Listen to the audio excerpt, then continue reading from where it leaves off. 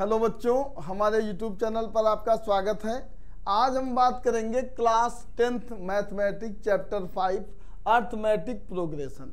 आज की वीडियो में हम बात करेंगे एक्सरसाइज 5.1 के बारे में। चलिए शुरुआत करते हैं। तो भाई सबसे पहले हम चलते हैं क्वेश्चन नंबर 1। तो क्वेश्चन नंबर 1 में करना क्या है, in which of the following situation does the list of the number involved make an arithmetic progression and why। मतलब यहाँ पर करना क्या है क्वेश्चन नंबर 1 में कि जो भी आपकी ये कंडीशन नीचे दे रखी हैं इनसे क्या करना है, एक आपको सीक्वेंस बनाना है और सीक्वेंस बनाने के बाद आपको ये बताना है कि क्या वह सीक्वेंस या वह एक जो भी आप प्रोग्रेशन बनाएंगे क्या वह प्रोग्रेशन क्या है, एक एपी फॉर्म करता है कि नहीं करता है। अगर वह एपी फॉर्म करता है तो क्यों करता है।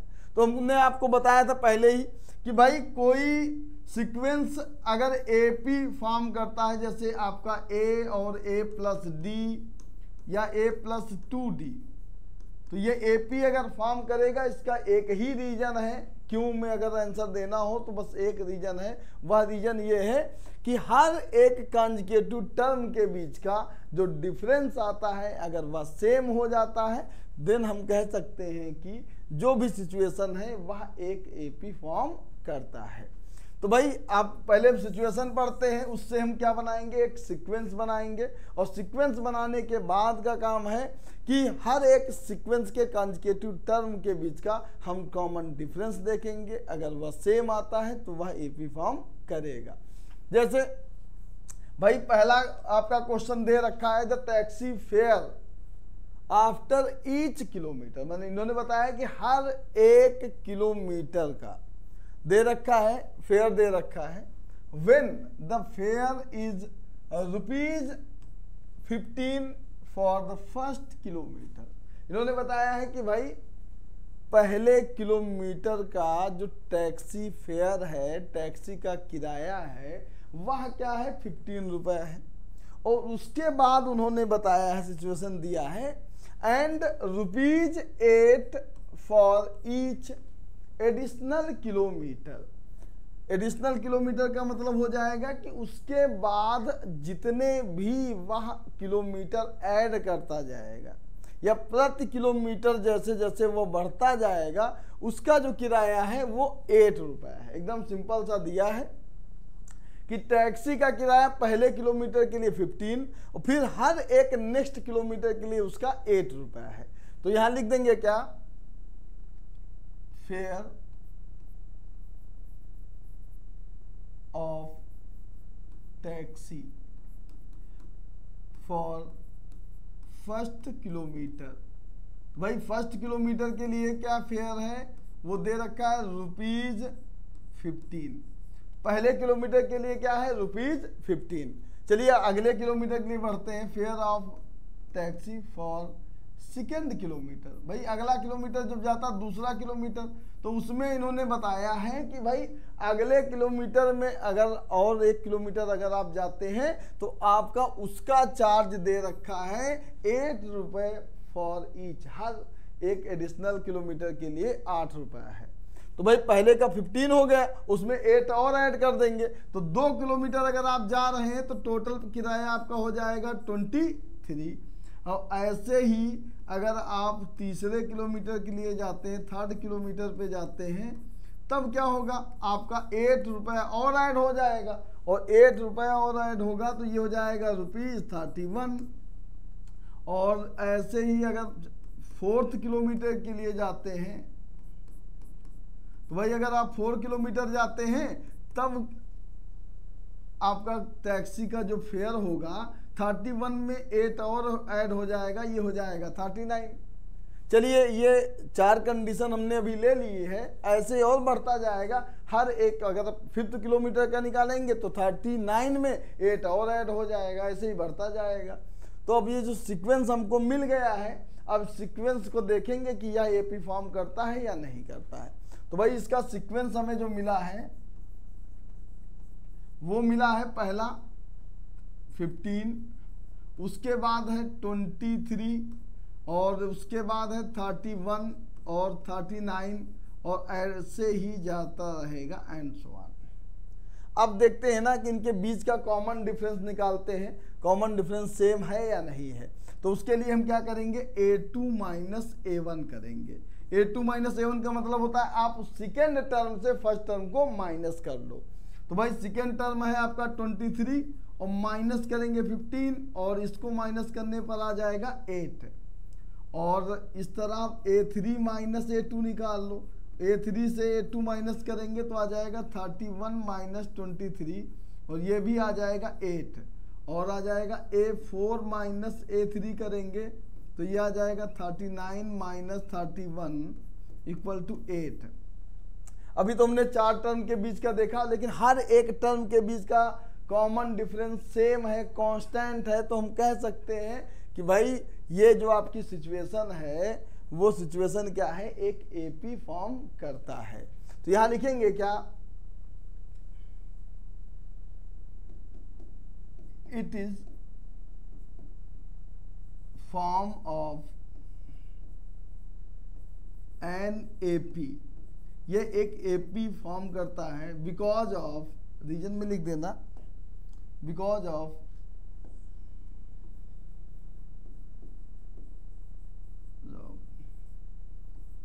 कॉमन डिफरेंस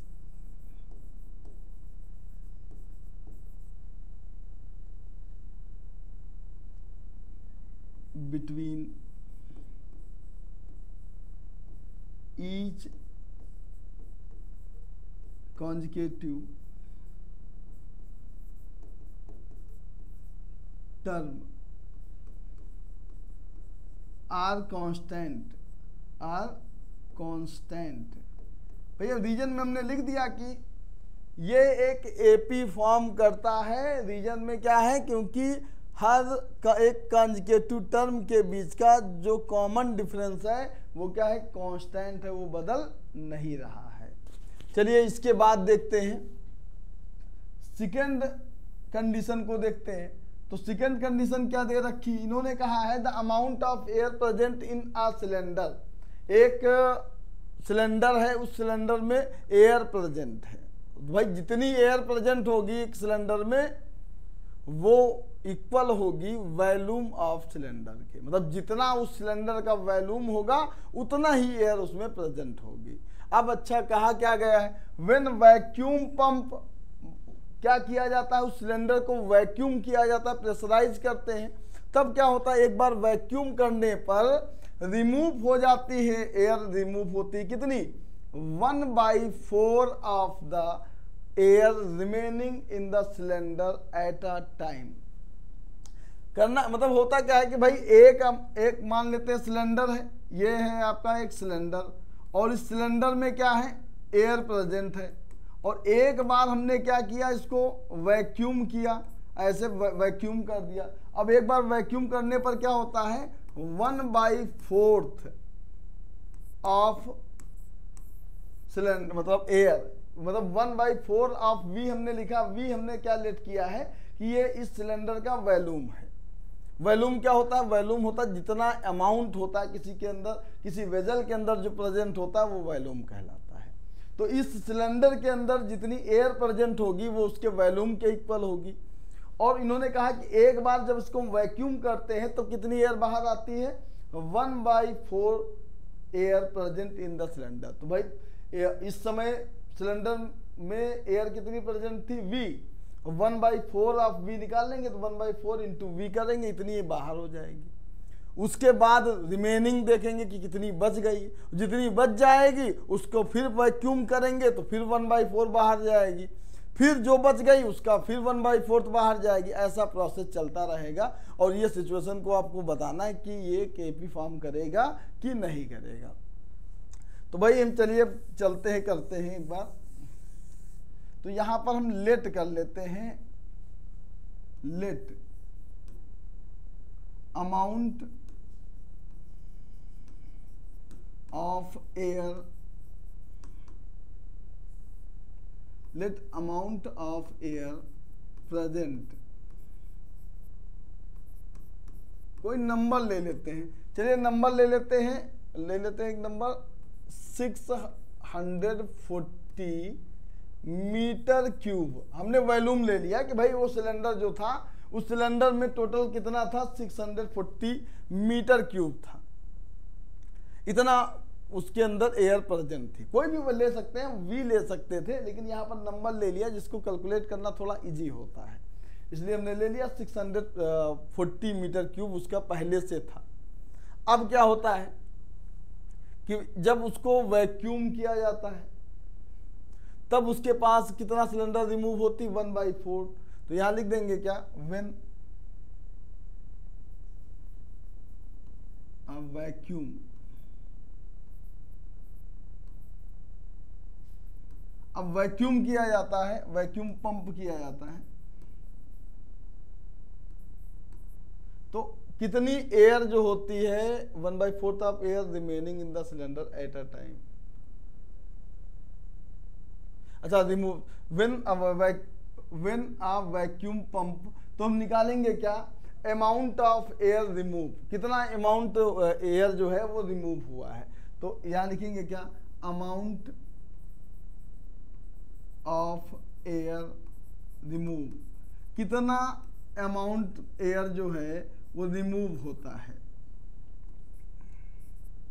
तो यहां पर कितना था, वॉल्यूम कितना था, 640 था। चलिए 640 ना लेट करके थोड़ा और छोटा ही कर लेते हैं, 64 ही कर लेते हैं। लेट ही करना, छोटा नंबर लेट कर ले, तो 64 मीटर क्यूब ले लेते हैं। अब इसका 1/4 बाहर हो जाएगा, तो 64 का 1/4 हम बाहर करेंगे तो कितना बचेगा आपका, पहले देखते हैं, ये आएगा आपका 1 और ये जाएगा आपका 6। 16 मीटर क्यूब जो होती है वॉल्यूम जो एयर का है वो तो रिमूव हो जाती है। तो अब बचेगी कितनी, रिमेनिंग कितना है, तो यहां लिखेंगे क्या, रिमेनिंग एयर।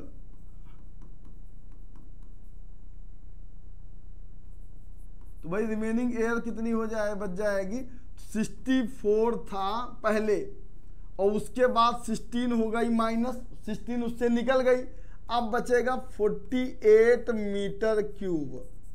अब पहले कितना था वॉल्यूम सिलेंडर का, एयर कितनी प्रेजेंट थी, वो हमने लेट किया था 64 मीटर क्यूब।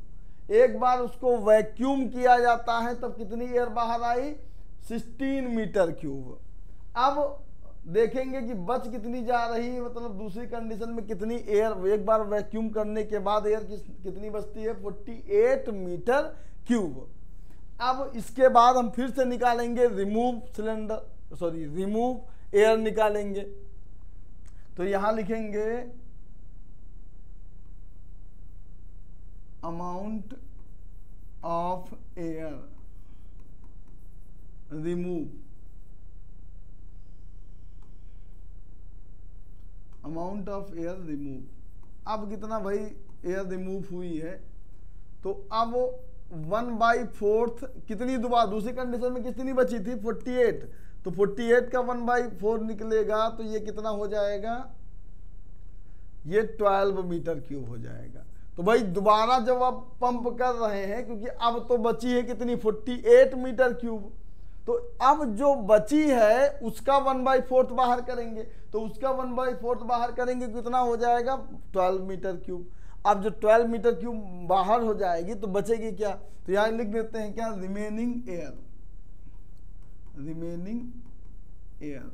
तो भाई अब बची हुई एयर कितनी हो गई, 48 थी एक बार वैक्यूम करने पर, और उससे 12 माइनस हो गया, तो अब बचेगी 36 मीटर क्यूब। चलिए 3 सिचुएशन निकालिए, मतलब पहले कितनी थी, पहले थी 64, दूसरी कंडीशन में कितनी बची 48, और थर्ड में आई 36। चलिए इन तीनों के बीच का ही कॉमन डिफरेंस देख लेते हैं, अगर सेम हो गया तब तो ये पी फॉर्म करेगा, अगर सेम नहीं हुआ तो ये पी फॉर्म नहीं करेगा। तो हमें सीक्वेंस क्या मिलेगा देख लेते हैं। तो भाई सबसे पहले कितनी थी, 64 मीटर क्यूब था, उसके बाद क्या हुआ है, उसके बाद 48 मीटर क्यूब, और उसके बाद 36 मीटर क्यूब और ऐसे चलता जा रहा है। तो एक बार इनके बीच का डिफरेंस देखते हैं। तो यहाँ हो जाएगा 48 माइनस 64 करेंगे तो 48 माइनस 64 करेंगे तो आएगा -16 मीटर क्यूब। चलिए उसके बाद देखते हैं क्या है। 36 माइनस 48 करेंगे तो भाई ये आ जाएगा आपका -12 मीटर क्यूब। अब हमने क्या देखा कि दो ही मतलब दूसरे और पहले टर्म के बीच का डिफरेंस है -16 मीटर क्यूब, जबकि थर्ड और सेकेंड के बीच का डिफरेंस कितना है -12। तो यहाँ पर क्या आया A2 minus A1 does not equal to A3 minus A2, क्योंकि A2 और A1 के बीच का डिफरेंस A3 माइनस A2 के बीच के डिफरेंस के इक्वल नहीं है, अतः यह AP फॉर्म नहीं करेगा। तो लिख देंगे so it is not form an AP, ये एक AP फॉर्म नहीं करेगा। ऐसे करते हैं। उसके बाद हम देखेंगे क्या, अगला देखते हैं क्वेश्चन। यहां पर क्या दे रखा है, the cost of the digging a well after every meter. क्या दे रखा है कि एक भाई क्या किया जाता है, एक खुदाई की जाती है एक कुएं की, और हर 1 मीटर खोदने पर when the cost of ₹150 for the first meter। अच्छा, मतलब जो पैसा दे रखा है इन्होंने क्या कहा है कि भाई पहली जो कुआं खोदा जाता है तो पहले किलोमीटर का जो पहले 1 मीटर को खुदाई करने पर कितना पैसा पड़ता है 150 एंड रेज बाई ₹50। और उसके बाद क्या होता है 50 रुपए बढ़ जाता है फॉर ईच सबसिक्वेंट मीटर। तो हाँ, उसके बाद बताया कि मतलब हर 1 मीटर के बाद, मतलब जैसे जैसे उसका और अगला 1 मीटर की खुदाई होती है तो उसका पैसा कितना बढ़ जाता है 50 रुपए। तो आपको बताना कि ये सिचुएशन जो है ये AP फॉर्म करता है कि नहीं करता है। तो भाई निकाल लेते हैं क्या कि the cost of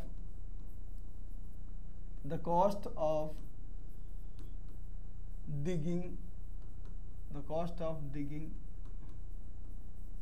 a well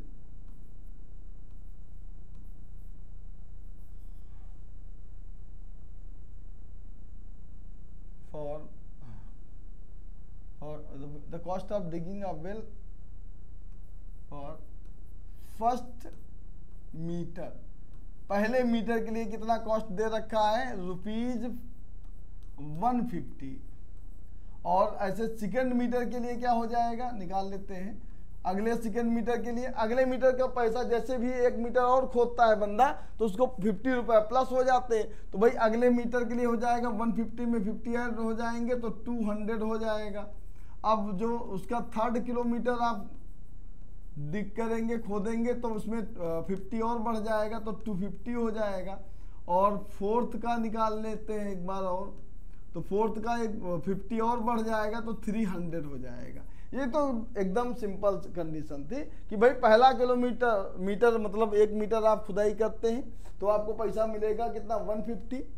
उसके बाद हर 1 मीटर की खुदाई पर उसको 50 रुपए प्लस होता जाएगा। तो दूसरे मीटर में आपका 200, 3rd मीटर में आपका 250, ऐसे 4th मीटर में हो जाएगा 300। अब आपको एक सीक्वेंस मिल रहा है। सीक्वेंस कैसा मिल रहा है, पहला आपका है 150, फिर 200, फिर क्या है 250 और उसके बाद 300 और एंड सो ऑन, ऐसे हो गया। अब सीक्वेंस के बीच का डिफरेंस देख लेते हैं। तो वो क्या करेंगे हम, A2 माइनस A1 करते हैं तो ये आएगा 200 माइनस 150 करेंगे तो 50 आ जाएगा। और A3 माइनस A2 करते हैं तो आएगा आपका 250 माइनस 200 कर देंगे, ये भी 50 आ जाएगा। और उसके बाद A4 से A3 माइनस करते हैं तो क्या हो जाएगा 300 माइनस 250 होगा और ये भी 50 ही आ रहा है। तो हमने क्या देखा कि इनके हर एक कॉन्जिक्यूटिव टर्म के बीच का जो भी सीक्वेंस हमें मिला है और उनके हर एक कॉन्जिक्यूटिव टर्म के बीच का कॉमन डिफरेंस सेम है, मतलब यह एक एपी फॉर्म करता है। तो यहां पर लिख देना, so it is form of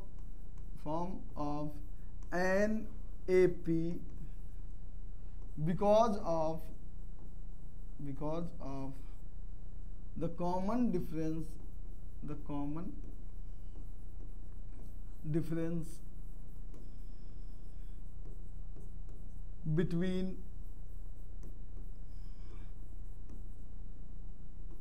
each conjugative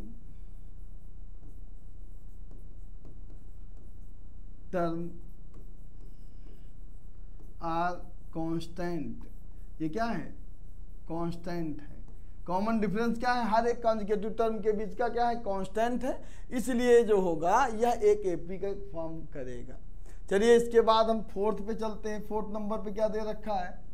the amount of money in the account every year when the rupees 10,000 is deposit at a compound interest at a rate of 8%। अच्छा, आपको बताना है कि हर एक साल के बाद उसका अमाउंट कितना हो जाएगा। जब उसका प्रिंसिपल दे रखा है कितना? 8,000 और रेट ऑफ इंटरेस्ट कितना है उसका? 8%। चलिए निकाल लेते हैं। फॉर्मूला जानते हैं कि अमाउंट का फॉर्मूला होता है A इक्वल टू होता है P 1 प्लस आर बाई 100 की पावर n होता है। तो भाई अमाउंट निकालना है। पहले प्रिंसिपल कितना है? 10,000 लिख देते हैं। फिर 1 प्लस आर कितना दे रखा? 8/100। पावर तो 1 ही रहेगी, ये तो चेंज होना नहीं है। तो ये कितना आ जाएगा आपका? 10,000 और इंटू 100 में 8 ऐड करेंगे, 108 आ जाएगा और नीचे 100 हो जाएगा, कैंसिल आउट हो जाएगा। तो यहाँ पर कितना आएगा आपका? मल्टीप्लाई कर दो इसका, तो ये आएगा 10,800। तो भाई अमाउंट पहले साल का कितना आ जाएगा? 10,800। अब क्या होगा? अब अगले साल के लिए देखते हैं और नेक्स्ट ईयर। अब अगले साल के लिए अमाउंट क्या हो जाएगा? चलो ये इसको A1 लेट कर लेते हैं। A1 नहीं, ये A2 हो जाएगा, क्योंकि A1 तो आपका कितना था? सबसे पहले आपका A1 कितना था? A1 तो आपका 10,000 था ही, क्योंकि पहले प्रिंसिपल कितना था आपका? अमाउंट कितना था? 10,000। उसके बाद हो गया A2 कितना? 10,800। अब अगले साल देख लेते हैं कितना हो जाएगा। तो अगले साल जो है ये जो अमाउंट है 1 ईयर के बाद वो अगले साल के लिए हो जाएगा, प्रिंसिपल का वर्क करेगा। तो ये आपका 10,800 हो जाएगा, अगले साल के लिए प्रिंसिपल हो जाएगा। और ये आपका रेट ऑफ इंटरेस्ट वही रहेगा और ये आ जाएगा आपका 10,800 इंटू ये आ जाएगा 108/100 हो जाएगा। ये 0 कैंसिल हो जाएगा। इन दोनों का मल्टीप्लाई कर लेते हैं तो 108 इंटू 108 करते हैं तो ये आ जाएगा 64 और ये 864, 000 और 801 आ जाएगा 4661 और ये 1, ये आ गया आपका 11,664। ये A3 आ गया। चलो 3 आपका निकल आया है। इसके बाद हम क्या करते हैं, इन सीक्वेंस के बीच का डिफरेंस देखते हैं। तो भाई सीक्वेंस हमको क्या मिला है, पहला था हमारा 10,000, शुरुआत हुई थी 10,000, अगले साल अमाउंट कितना हो गया 10,800 और उसके बाद अगले साल इसका कितना अमाउंट हुआ है 11,664। ऐसे ही इंक्रीज हो रहा है। चलिए हम निकाल लेते हैं A2 minus A1। A2 minus A1 मतलब आप 10,800 से 10,000 को माइनस करेंगे तो ये आएगा 800। अब फिर क्या निकालेंगे A3 माइनस A2, तो इस बार क्या करना आपको, इस टर्म से इसको माइनस कर लो। तो भाई 4 से 0 जाएगा तो 4 बचेगा, और 6 से 0 जाएगा तो आपका 6 आ जाएगा, और यहाँ हो जाएगा आपका 16, 16 से 8 जाएगा तो 8 हो जाएगा। तो इन दोनों को आप माइनस करेंगे तो आएगा 864, जबकि पहले आया था 800। अब यहाँ पर आपने देखा कि A2 minus A1 does not equal to है A3 माइनस A2। ये दोनों के बीच का कॉमन डिफरेंस सेम नहीं है। इसका मतलब क्या होगा, it is not form an AP, ये एक AP फॉर्म नहीं करेगा। चलिए अब आगे बढ़ते हैं अगले क्वेश्चन पे। ये क्वेश्चन नंबर 2 एकदम आसान क्वेश्चन है। यहाँ पर करना क्या है, आपको क्या लिखना है, लिखना है right the first 4 term of AP। आपको क्या करना है, 4 टर्म लिखना है AP का, और when the first term and the common difference are given follow. क्या दिया हुआ है, आपका फर्स्ट टर्म दे रखा है और कॉमन डिफरेंस दे रखा है। आपको क्या करना है, 4 टर्म लिखना है, किसी भी AP के 4 टर्म लिखना है, और दे क्या क्या रखा है, आपका फर्स्ट टर्म दे रखा है और कॉमन डिफरेंस। बहुत ही आसान क्वेश्चन है। यहाँ पर देखो, आपका पहला टर्म होता है A1, और A1 इक्वल टू होता है A के, तो A1 A के इक्वल होता है, और A की वैल्यू दे रखी है 10, तो ये आपका हो जाएगा 10। और A2 होता है आपका A प्लस D, A2 होता है A प्लस D, A में आपको D ऐड कर देना है। तो भाई D है आपका 10 और A है 10, 10 प्लस 10 कर देंगे और ये आ जाएगा 20। और A3 क्या होता है, A3 होता है A प्लस 2D, और ये करेंगे A प्लस 2D, तो ये हो जाएगा 10 और प्लस 2 इंटू 10 20 हो जाएगा, और ये आ जाएगा 30। तो 3 टर्म आ गए। ऐसे 4th टर्म निकाल लेते हैं, ये हो जाएगा A प्लस 3D हो जाएगा, और ये रख देंगे, वैल्यू ही रखना है आपको। A की वैल्यू 10 और D की वैल्यू भी 10 है। तो भाई 10 और 3 और 10 का मल्टीप्लाई करेंगे 30 हो जाएगा, और 30 और 10 कितना हो जाएगा 40। तो 4 टर्म निकालने थे आपके, 4 टर्म निकल आए। अब हम चलते हैं सेकेंड क्वेश्चन पे। सेकेंड क्वेश्चन में आपका जो A1 है वो A के इक्वल होता है, और A आपका दे रखा है -2, तो A हो गया -2, और उसके बाद निकालते हैं A2, A2 होता है A प्लस D। अब देखेंगे A की वैल्यू क्या है, -2 है, लेकिन D की वैल्यू क्या है 0, तो यहाँ पर आपका A2 आ जाएगा -2। अगर कॉमन डिफरेंस 0 है, कॉमन डिफरेंस क्या है 0, मतलब चेंज नहीं हो रहा है, तो आपके जितने भी टर्म आएंगे आपके वही रहेंगे, उसमें कोई चेंज नहीं होगा। अब ऐसे अगर हम A3 भी निकाल लें तो A3 भी आपका कितना आएगा -2, क्योंकि कॉमन डिफरेंस है 0। और चाहो तो आप फॉर्मूले में रख के देख लो, A प्लस हो जाएगा 2D, और A की वैल्यू क्या है -2 और D है 0, तो ये 0 हो जाएगा, आ गया -2। ऐसे ही A4 निकालोगे, ये भी आ जाएगा आपका -2। तो 4 टर्म आपके ये भी हो गए। इसके बाद थर्ड वाला क्वेश्चन देखो। थर्ड वाले पार्ट में दे रखा है आपका A1 जो कि इक्वल होता है A के, और A दे रखा है आपका 4। इसके बाद निकालेंगे हम A2, A2 होता है A प्लस D, और भाई A की वैल्यू क्या है, A की वैल्यू है 4 और D की वैल्यू है -3, और इस तरह आ जाएगा 1।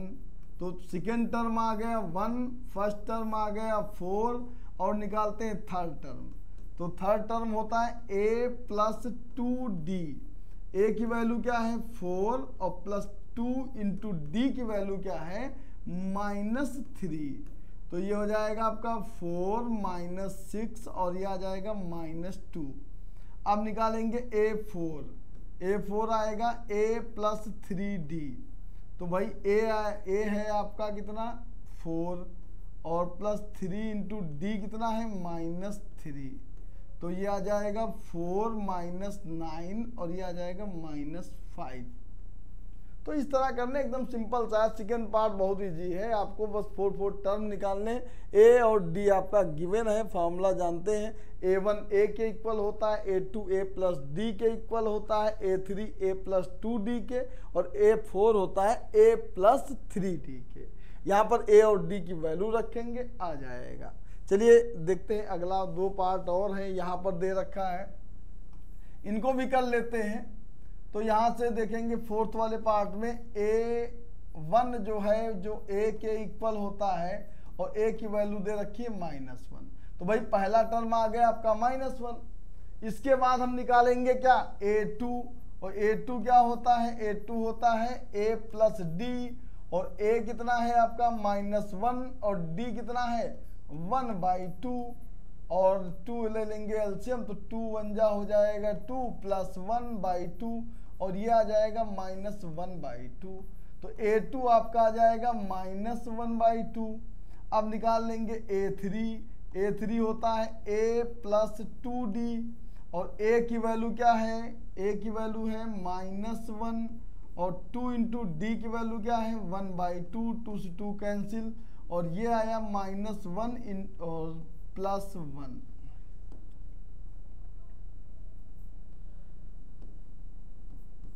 और ये आ जाएगा 0।